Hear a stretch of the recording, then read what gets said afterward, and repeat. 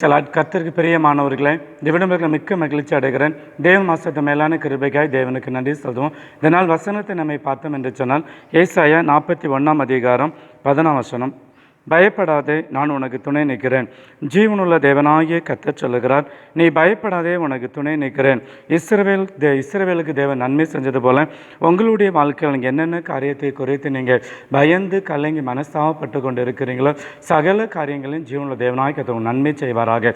ஜெபம். சௌத்தரிக்கிறோம் ஆண்டவரே, சௌத்தரிக்கிறோம் அன்பானே சுவாமி. அப்பா, இந்த அருமையான நல்ல இந்த வேலைக்காம நன்றியோடு உண்மை துதிக்கிறோமே, சௌத்தரிக்கிறோமே, போற்றுகிறோம். அவையானவரே தேவரே, இந்த நாட்களில் நன்மை செய்யுங்கப்பா. பயந்து இருக்கிறவங்களை கலங்குகிற நன்மைகள் அற்புதங்களை தயவை கொடுங்க.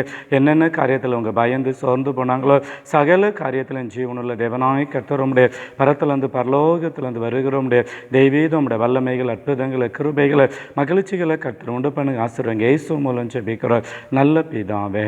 ஆமென்.